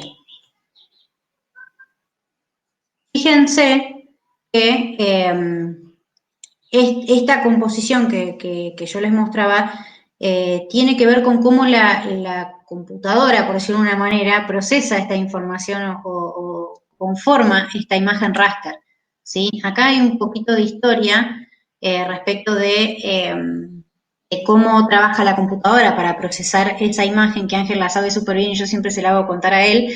No sé si Ángel quiere que la pasemos un poco de largo o querés contarlo. No, le cuento un poco porque es importante. Respecto a esa imagen, que está dándonos una pauta de cómo es la estructura de una imagen raster. Como bien dijo Samantha, tiene dos componentes la estructura de una imagen raster. La primer componente es la posicional. O sea, cada píxel va a estar posicionado por un número de fila, número de columna. O sea, cada celdita, y hay que remarcar esto, cada celdita va a ser un ente, que en nuestro caso puede ser cuadrado y en algunos casos especiales rectangular, pero normalmente cuadrado, va a tener un tamaño que es lo que define su resolución. Pero a su vez eso todavía no me dice nada, porque ¿qué hay dentro de esa celdita? Eso termina siendo traducido de alguna manera a color, y lo que hay dentro de esa celdita es un número. Y ese número es lo que va a terminar definiendo qué color se le asigna a la celda en cuestión. Y ese número, o ese sistema numérico que se utiliza para decirle ese es el color que tiene la celdita, está asociado al sistema binario. ¿Por qué el sistema binario? Porque es el sistema que utiliza la computadora y por ende todos los que han desarrollado esta tecnología decidieron de que lo conveniente fuera que fueran números binarios. Tecnológicamente al principio las máquinas no nos mostraban imágenes en color, nos mostraban simplemente blanco y negro. Esas imágenes, como aparece en la primera línea, eran de un bit. Un bit es la menor unidad de información. Es un 0 o un 1. Algo está o no está prendido o apagado. Sistema binario, de allí. O sea que el sistema binario se maneja solamente con ceros y unos. Esa primera computadora entonces nos podía mostrar un píxel pintado de un color y el resto pintado con lo que se llama background o el fondo de otro color. Normalmente el color de background era negro y el color del píxel pintado era blanco. Normalmente había monitores que tenían colores rarísimos que destruían los ojos, esto es anecdótico. Pero eran imágenes de un bit al principio. Tecnológicamente luego se desarrollaron imágenes que podían asumir 4 bits para ese número. Estamos hablando cuando las computadoras empezaron a crecer en su capacidad de almacenamiento, de procesamiento, entonces pudieron darle un mayor rango a eso. Y esos 4 bits significan 2 a la cuarta, que significa 16. Podían administrar 16 colores en pantalla. Cosa totalmente baja, no puedo mostrar una foto con eso, pero por lo menos podía empezar a mostrar algo de color. El desarrollo tecnológico hizo que esos valores fueran a los 8 bits. Ese número 8 bits está relacionado a la menor unidad lógica de información, fíjese que lo dice arriba, el byte, y nos permitía mostrar hasta 256 colores, 2 a la octava. Recuerden que va de 0 a 255, se incluye el 0 dentro de esas posibilidades, ¿no? O sea que a partir del desarrollo tecnológico se llega a esa posibilidad, mostrar 256 colores porque el número binario asociado al píxel era de 8 bits, o sea, un byte. Cuando se mide el tamaño, sí, te escucho. Yo me acuerdo cuando los videojuegos eran de 16 bits, y era nueva tecnología. Bueno, eso es otra relación. Eso era porque el sistema operativo, por ejemplo, el DOS, que fue anterior al sistema Windows, era de 16 bits. Por eso los videojuegos que nacieron con el DOS eran de esa capacidad. Pero eso tiene que ver con otros parámetros informáticos, Ahí no está, con la sí, sí. información del color. No con la imagen, claro. Estamos viendo con qué números administra el color la computadora en una imagen raster. ¿Se comprende? Sí, Bien. se comprende. Bien. Y estos 4 parámetros que estamos viendo, 1 bit, 4 bits, 8 bits, 24 bits, es lo que se maneja incluso actualmente. En la actualidad incluso se va más allá de los 24 bits en función de la capacidad de almacenamiento que tienen los equipos modernos, pero con los 24 bits es lo que se denomina color real. En realidad es una mentira, no es color real, pero es lo que se lo puede asociar a color real. 24 bits significa 2 elevado a la 24, lo que nos da la posibilidad de 16 millones y pico de colores. Te ha puesto redondeado 16 millones, pero son un poco más. ¿Qué ocurre? ¿Por qué se lo denomina a este sistema color real? O sea, 24 bits. Porque ya el ojo humano es incapaz de discriminar que están faltando colores. ¿Cuántos colores ve el ojo humano? Infinitos. Pero este nivel de cantidad de colores que nos brinda una imagen de 24 bits, el ojo humano ya no los puede visualmente discriminar diciendo, no, me está faltando color. ¿Se comprende? O sea que ya supera la capacidad visual nuestra y por ende se los puede asociar a un color real. Bajo este formato de 24 bits es mediante lo cual ustedes pueden ver las fotos que sacan con una cámara o con el celular en la actualidad, tal cual como si fuera una foto en realidad. Sabemos que en definitiva es mentira, no es una foto porque no es una imagen analógica, es una imagen digital, o sea que tiene sus limitaciones, pero nuestro ojo no se puede dar cuenta de que le están faltando cosas y por ende lo que vemos es una imagen real. En definitiva, los números que vamos a manejar o que maneja o administra el píxel para dar color a una imagen van a ser un bit que le da la posibilidad de decirle negro o blanco, digamos. Está o no está. 4 bits nos dan la posibilidad de 16 colores, 8 bits la de 256 colores. Estas son importantes porque estas son las que administra Idrisi, y ya vamos a ver el por qué cuando entremos en el tema. Y las de color real, que son las de 24 bits. Este número 24 tampoco es arbitrario, no es aleatorio. ¿Por qué 24? Ustedes dividen 24 por 3 y da 8. O si quieren al revés, 24 dividido 8 y da 3. Y estos 24 bits permiten manejar mediante un byte para cada componente la administración de color. O sea que el primer byte, o sea, los primeros 8 bits de los 24 administran el color azul, los segundos administran el color verde y los terceros, los últimos, administran el color rojo. Y de allí que estas imágenes no necesitan una paleta de colores. Ya vamos a explicar qué significa la paleta de colores. Y de allí también que estos sean los números elegidos para la generación de imágenes en una computadora. Listo, Samantha, podés continuar. La paleta de colores es un archivo asociado a las imágenes raster, ¿sí? Que es la que dice qué color, o sea, después lo vamos a ver bien detalladamente, pero es la que dice qué color corresponde al número que tiene asociado el número digital, o sea, el número digital que tiene asociado la imagen, ¿sí? En la paleta de colores, que es ese archivo asociado, van a ver qué color corresponde al 1, qué color corresponde al 2, al 3, etcétera, ¿sí? Más o menos como para que ustedes lo visualicen. Después lo vamos a explicar bien, pero es como para que tengan una idea de a qué refiere ese archivo de paletas y por qué la cantidad de bits, de bytes está asociada a este archivo y en definitiva a la determinación del color. No sé si se entiende. Bien. Hablando también un poquito del tema de los... Profe, Sí. Hola. puede ser, yo me acuerdo una vez cuando era chica. Sí. Ajá. ¿Hola?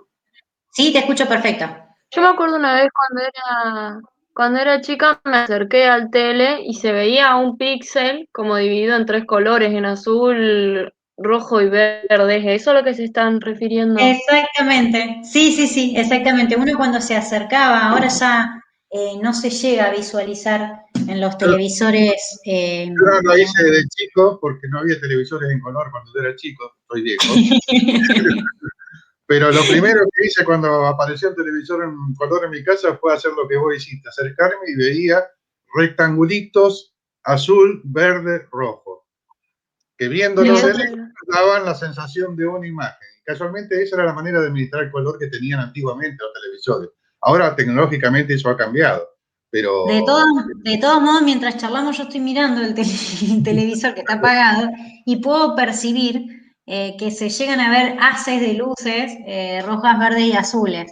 Si tienen apagado el televisor, ahora no lo hagan, ¿no? Pero si en algún momento del día llegan a tener apagado el televisor y les llega a dar alguna haz de luz, van a poder percibir en algún momento que se llegan a visualizar como arco iris esos tres colores, porque el sistema de color sigue siendo el mismo, pese a que cambia la forma de reflejarse y cada vez evolucionan un poco más y se notan mucho menos estas cosas, se puede visualizar estas cuestiones, ¿sí? Cómo reflejan los colores rojos, verdes y azules.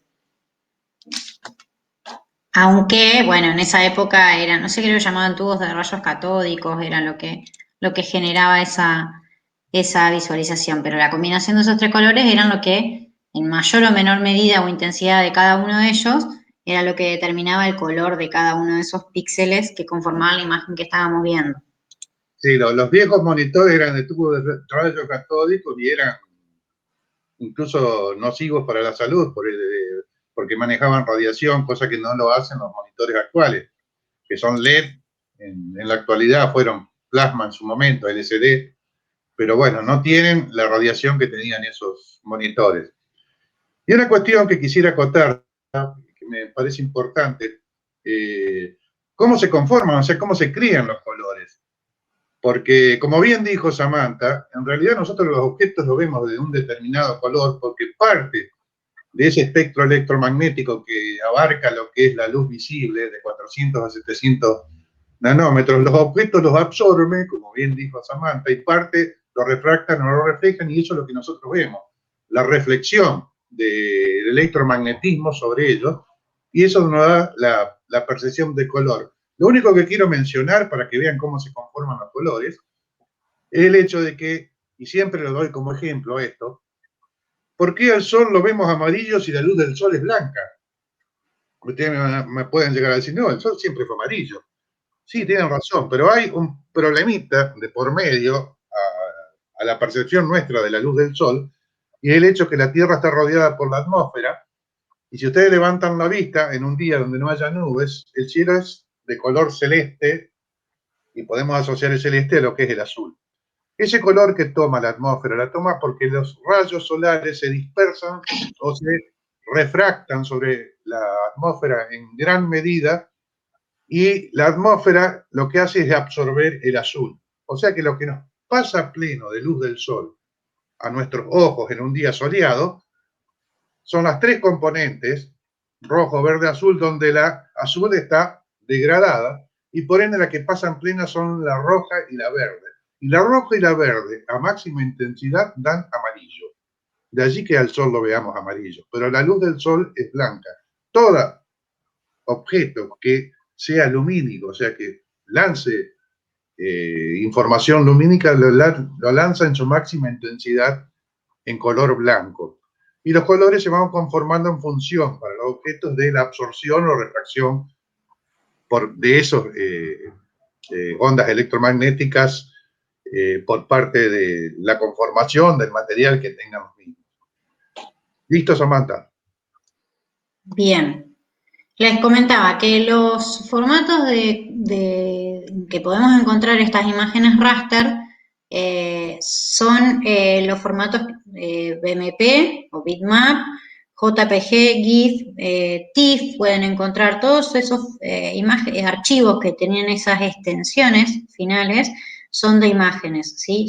En este caso son formatos de compresión de esos archivos, porque fíjense que si cada imagen tiene, no sé, 1000 píxeles, tienen que multiplicar la cantidad de bits y bytes que ocupa cada imagen por la cantidad de píxeles que tiene y es un tamaño impresionante, ¿sí? Si bien las computadoras fueron evolucionando y cada vez pueden generar más almacenamiento, son, digamos, mucha información que debe llevar un archivo. Y por eso existen formatos de compresión de estos archivos, que en realidad son los formatos por los cuales nosotros los vemos, el BMP, JPG, GIF y demás. El JPG es uno de los formatos más comunes, el más utilizado y el que más van a poder visualizar y el que más se utiliza en general, porque tiene un formato de compresión que es muy bueno y que logra comprimir los 16 millones de colores, ¿sí?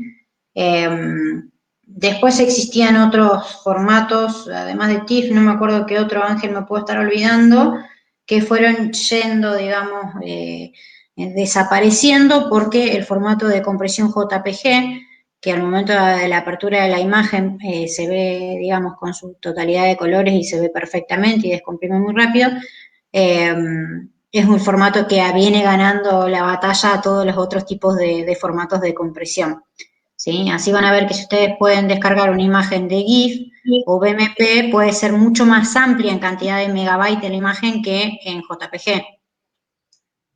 O sea, para aclarar un poquito, el BMP es un formato no comprimido, es el formato nativo que utilizó Windows cuando se inició.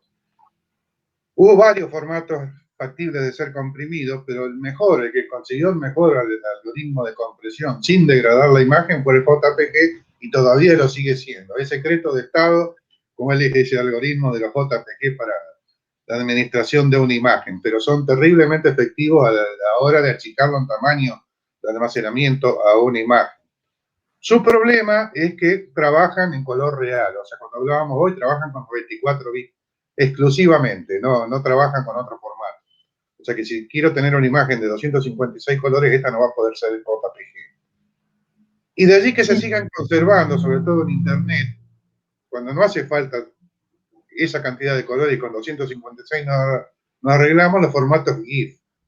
Los formatos GIF, la única diferencia con el JPG es que pueden ser comprimidos a 256 colores. Los JPG no. Todos los otros que le mencionó Samantha, TIFF, y hay varios más, ya se me fueron de la cabeza de tanto no usarlos en el tiempo. Casi no se usan, sí, efectivamente. No son efectivos como estos dos. Por eso que han desaparecido prácticamente del mercado. Se van a encontrar con imágenes viejas en formato TIFF. Hay muchas imágenes georreferenciadas en formato TIFF, pero han decaído en su uso con el tiempo por el hecho de que estas dos, JPG y GIF, les ganaron en ese aspecto. Listo, Samantha. Nosotros vamos a trabajar mucho con lo que es BMP y JPG, lo otro prácticamente no, digamos. Y es más, JPG menos que BMP.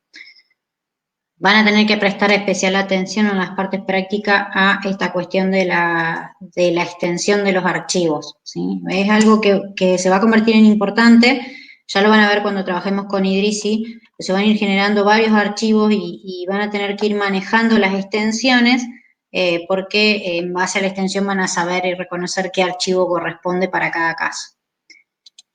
Bien, y como contrapartida de las imágenes raster, nosotros estábamos hablando de que la clasificación que íbamos a usar de imágenes cartográficas era las imágenes raster y las imágenes vectoriales. Vamos a ver un poquito el tema de las imágenes vectoriales, ¿sí? La diferencia, o digamos, de las imágenes vectoriales respecto de las raster, es que estas se basan o discretizan la realidad en tres objetos, que son puntos, líneas y polígonos, ¿sí? Trabajan la representación de la imagen o de la realidad con esos tres, no me va a salir la palabra, esos tres atributos, ¿sí? Puntos, líneas y polígonos. Y se presupone que toda la información que hay dentro de los límites es constante. Fíjense que para poder explicarles eso, les voy a mostrar esta imagen, ¿sí? Que es un pedacito de un archivo de CAD. Supongamos que nosotros no tenemos acá el hatch que se ve en la parte de arriba, ni tenemos el semicubierto ahí marcado, pero sí podríamos decir que si nosotros no tuviésemos eso y sabemos que estas líneas están determinando, no sé si llegan a ver mi cursor, no sé si se ve. Pero las líneas que se encuentran acá con el hatch, si nosotros decimos, bueno, a partir de estas dos líneas determino el espacio cubierto, todo punto que esté dentro de ese área que determiné a través de las dos líneas, se van a considerar que son espacio cubierto. Donde termina la línea que delimita ese espacio, va a cambiar su condición. Pero siempre se presupone que lo que está dentro del límite establecido por este atributo, por ejemplo, línea, es constante y tiene la misma información. No sé si se llegó a entender porque no sé si llegan a ver mi mouse.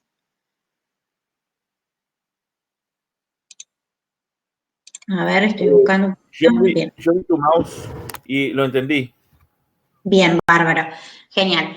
Entonces, volvemos. Todo se presupone que toda la información es constante dentro de sus límites y, además de utilizar estos tres atributos, la diferencia con una imagen raster es cómo definimos a estos tres atributos, cómo se identifican o cómo se localizan dentro de la imagen.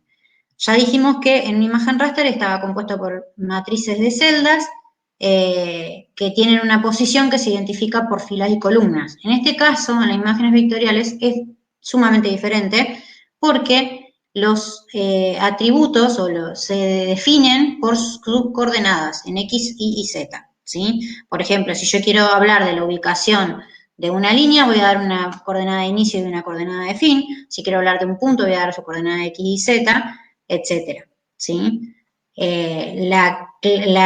Digamos, en una de las imágenes, la imagen es raster, sus dos variables o sus dos condiciones son las celdas, que tienen un número digital, y la posición en filas de columnas. Y acá serían sus atributos, o sea, el punto, la línea o el polígono que contiene esa imagen, y su coordenada. ¿Sí? Son bastante diferentes y a priori parecería que no tienen relación entre las dos, pero ambas son sumamente importantes para lo que vamos a desarrollar nosotros en la materia. Fíjense que, bueno, los puntos, como les decía, se establecen por coordenadas, las líneas son conjuntos ordenados en segmento y los polígonos son conjuntos de puntos unidos entre sí por las rectas que definen un área. ¿Sí? Una pregunta, por curiosidad. Sí. En los raster, ¿viste las coordenadas de los píxeles? Eso se rige por, digamos, cuando hace referencia a esos píxeles, es ¿en qué parte del píxel? ¿Es por una esquina, me entendés, del cuadrado? ¿O hace referencia a todo el espacio? ¿Me entendés? ¿Cómo hace referencia?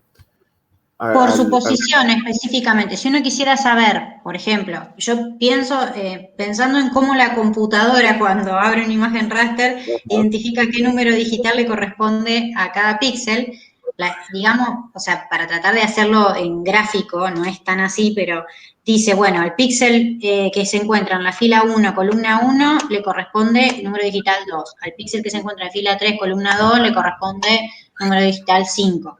En el caso de la imagen vectorial es diferente, porque dice, bueno, en la coordenada X, Y, Z, o sea, 10, 10, 10, hay un punto. En la coordenada 10, 10, 10 hay una línea y empieza una línea y termina en la coordenada 20, 20, 20. ¿Sí? Entonces, ¿qué dice la imagen vectorial? Que es una línea y que tiene tal coordenada de inicio y tal coordenada final. En la imagen raster, que es diferente porque representa también color, lo que dice es, en tal fila y en tal columna, tal píxel le corresponde tal color. No sé si se entiende y te respondí. Ah, sí, te entendí.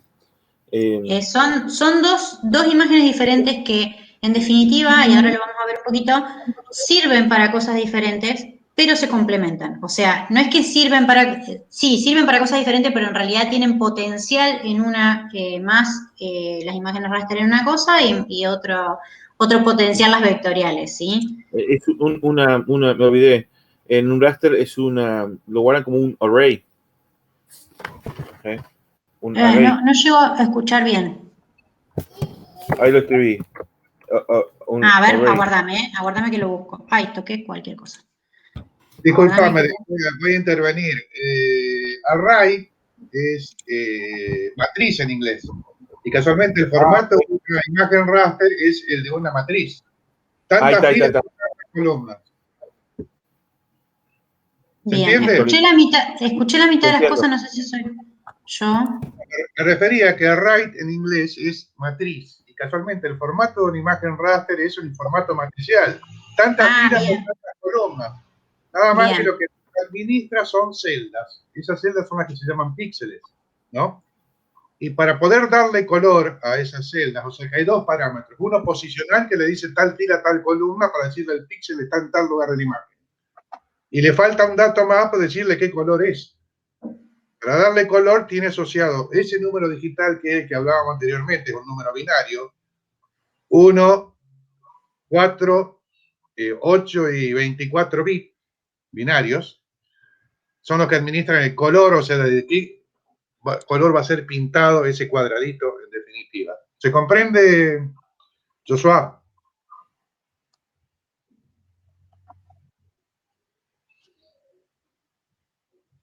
Bien. No sé si respondió porque no veo el En chat. definitiva, ¿cuál es la estructura de una imagen raster? Es un formato matricial, o sea que va a ser siempre un rectángulo, o un cuadrado en el caso particular, como bien dijo Samantha, pero tiene dos parámetros. Uno posicional, fila columna, ¿dónde está el píxel en cuestión?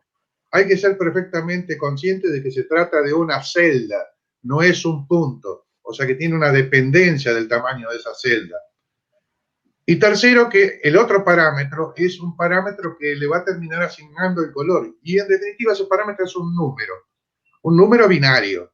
Y ese número binario le va a decir es rojo, es verde, azul o el color que corresponda asignarle a ese píxel.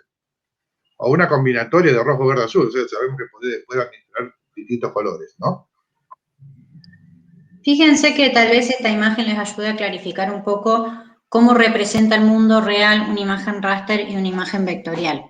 Fíjense que en el mundo real representado una imagen raster es una composición de filas y columnas, o sea, de celdas establecidas en filas y columnas, y cada una tiene un color que representa el lugar. Por ejemplo, la Tierra en este caso es marrón, fíjense que viene marrón, marrón, marrón, hasta que llega a la pista que la pinta en gris, digamos, y así los arbolitos y demás. Fíjense que en la otra imagen, en la imagen vectorial, también se representa exactamente lo mismo, ¿sí? Nada más que se representa de forma diferente. Y en este caso los árboles son puntos. La casa, fíjense que son 4 líneas que le encierran en un rectángulo y que presupone que todo lo que está dentro de ese límite es casa, ¿sí? Todo lo que está por fuera es otra cosa, en este caso, tierra, ¿sí? En sí están representando exactamente lo mismo, nada más que en diferentes versiones, ¿sí? Y esta imagen creo que sirve para que se pueda interpretar para qué puede ser más útil una u otra. Fíjense que en una imagen raster yo puedo conocer y visualizar claramente lo que hay dentro de esa superficie continua. Si yo tengo que, por ejemplo, analizar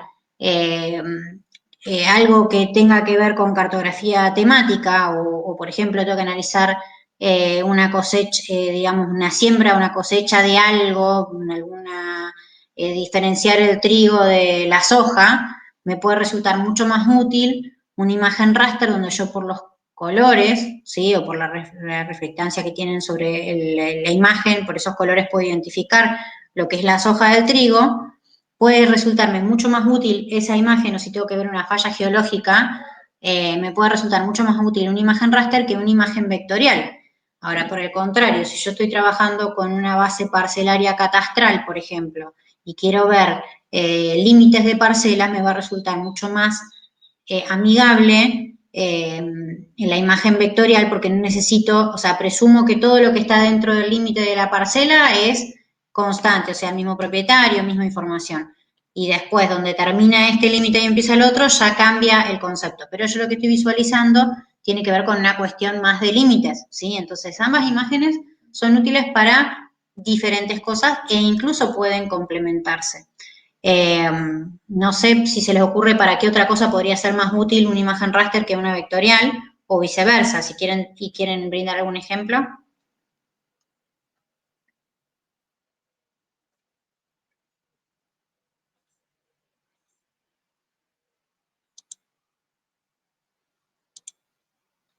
Bueno, ahí tiene ejemplos, ¿lo entendieron? ¿Me quedé sola? Sí, profe. Ahí está. Es raro porque nadie responde y quedé solísima.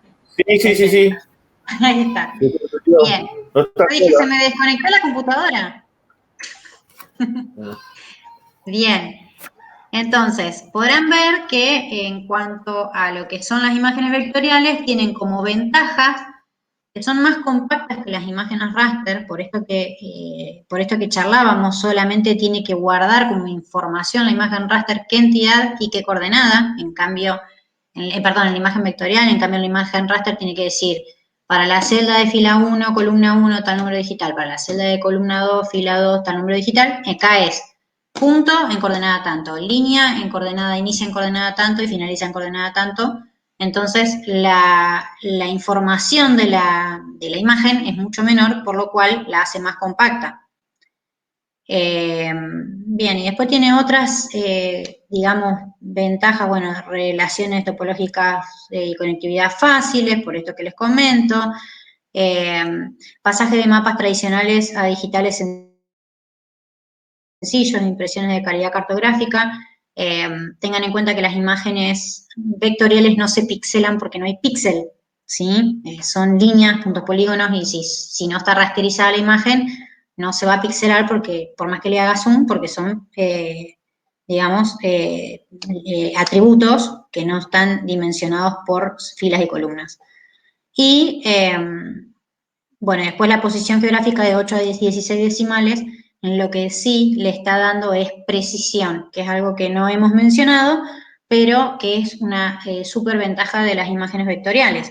¿Por qué hablábamos de que para cuestiones catastrales, por ejemplo, es mucho más útil una imagen vectorial? Porque es precisa, ¿sí? Porque uno puede determinar con muchísima precisión, porque determina a niveles decimales la ubicación de algo, de un límite, de algo que se supone constante. Nosotros tengamos en cuenta que en las imágenes raster, si queremos precisión, es mucho más complejo. ¿Por qué? Porque estamos atados al tamaño de la celda, ¿sí? Si yo quiero marcar un límite de una propiedad y tengo una imagen que tiene una resolución de 20 metros, y no voy a poder marcar el límite de la propiedad, porque 20 metros me abarca toda la propiedad posiblemente. Entonces, en cambio, si yo tengo una imagen vectorial que tiene una posición geográfica de 8 a 16 decimales, voy a poder darla a ese nivel de precisión a la ubicación de un límite, ¿se entiende? Por contrapartida, como desventajas, en cuanto a lo que es guardado de coordenada y complejos cálculos geométricos, nosotros, si bien están los apuntes, nosotros no le damos mayor importancia como desventaja, muchos se concentran en los exámenes en respondernos eso, pero técnicamente hoy por hoy con las máquinas que tenemos, ni puede ser que las imágenes raster generen en algunos casos muy puntuales algún problema de almacenamiento, pero hoy ya no es una limitante como en algún tiempo, ¿sí? Ni tampoco los complejos cálculos geométricos, porque las computadoras son súper desarrolladas y no tienen ningún tipo de problema en levantar una imagen vectorial, ¿sí? Y el guardado de coordenadas es lo mismo, mucho menor almacenamiento guardar coordenadas que guardar todos los valores de un número digital de píxel. Pero sí es importante que no son fácilmente utilizables para representar mapas de alta variación geográfica. Es lo que yo les comentaba, si yo tengo que ir a analizar una falla geológica y me va a servir mejor tal vez una imagen raster donde yo pueda visualizar bien todos los estratos y demás, a una imagen vectorial donde lo único que voy a ver son líneas, y voy a tener que estar investigando qué es la información constante que hay dentro de cada línea. No sé si se entiende. ¿Tienen alguna duda? No, profe. ¿Se les ocurre alguna otra cosa para la cual puedan usar una imagen vectorial?